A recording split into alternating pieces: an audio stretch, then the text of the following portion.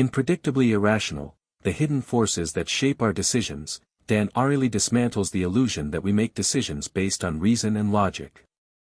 Instead, he argues, and convincingly demonstrates, that our choices are influenced by a set of invisible, systemic, and entirely predictable irrationalities. With engaging storytelling, experiments, and a dose of humor, Ariely walks readers through the quirks of human behavior that defy traditional economic models, revealing that irrationality is not random but deeply patterned. The book begins with a simple but powerful idea: humans don't know their own preferences as well as they think they do. Ariely uses the concept of relativity to explain how we determine value not in absolute terms, but by comparing options side by side.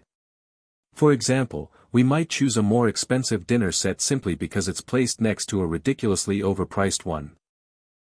We are constantly measuring value in relation to what surrounds us, not based on intrinsic worth.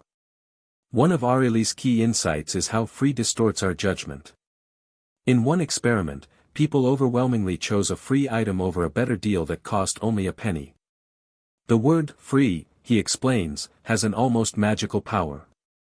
It bypasses rational cost-benefit analysis and triggers emotional reactions. We're not just getting something without paying, we're eliminating risk entirely. This irrational love for free often leads us to make choices that aren't actually in our best interest. He then explores the illusion of supply and demand, challenging the assumption that market prices emerge organically. Ariely shows that our initial exposure to a price, or even an arbitrary number like a social security digit, can anchor our perception of value. These arbitrary anchors influence how much we're willing to pay for goods and services, regardless of their true utility. In essence, prices shape our preferences more than our preferences shape prices. The chapter on procrastination and self-control is particularly resonant. Ariely explores how people consistently delay important tasks, even when they know better. Through student assignment experiments, he demonstrates that people perform better when given intermediate deadlines rather than one final deadline. Structure, not willpower, is key to overcoming our tendency to delay. Our irrationality here lies in overvaluing the present and underestimating future consequences. Next, he discusses the effects of expectations on experience. In one memorable example involving beer laced with balsamic vinegar, participants enjoyed it more when they didn't know what was in it. But once expectations were set, even negative ones, the experience changed. Ariely explains that expectations act like lenses, coloring everything from taste to satisfaction. In real life, this explains why branding, reviews, and reputation can override the reality of a product. One of the most human insights in the book is the price of zero cost. Ariely shows that people often make different decisions when paying with cash versus credit, and that introducing monetary payments into social situations, like paying a friend for help, can backfire. We operate under two norms, social and market. When market norms intrude into social spaces, they can poison the interaction. For example, offering a small amount of money for a favor can be more offensive than offering none. Ariely also explores the idea of ownership and loss aversion through the endowment effect. Once we own something, whether a mug, a ticket, or an idea, we irrationally inflate its value. In one study, people who were given a mug demanded nearly twice as much to sell it as others were willing to pay to buy it. This cognitive bias makes negotiation difficult and fuels many consumer behaviors, including our reluctance to part with items during decluttering.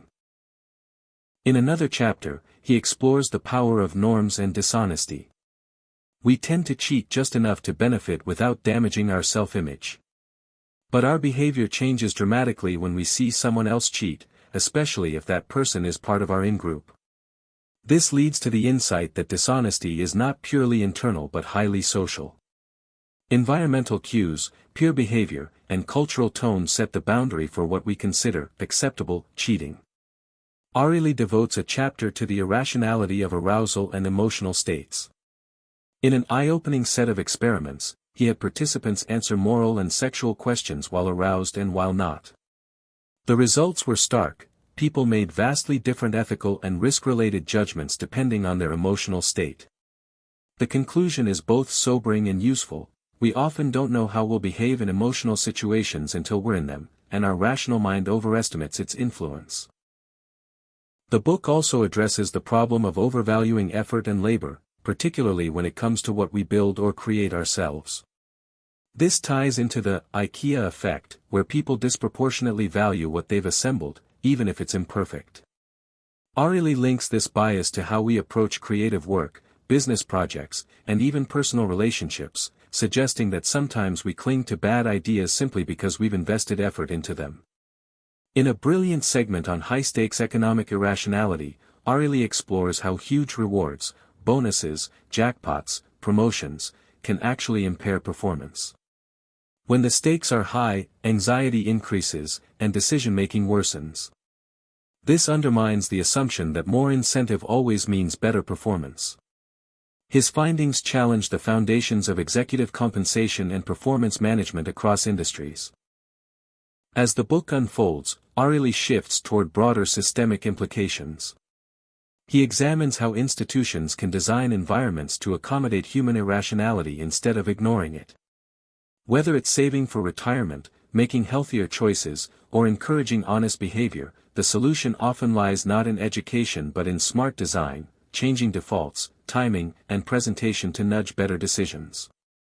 Ariely ends on a reflective note, acknowledging that understanding our irrational behaviors doesn't automatically make us rational. But it does give us power. Once we see the patterns behind our choices, we can anticipate and design around them. The book calls for humility, recognizing that our brains are not perfect calculators, and for empathy, understanding that others are just as susceptible to bias and illusion as we are. Ultimately, Predictably Irrational is both a wake-up call and a toolkit. It invites us to see our irrationality not as failure but as feature. By acknowledging and anticipating our predictable quirks, we can design a world that better aligns with how humans actually think and behave, not how we wish they did.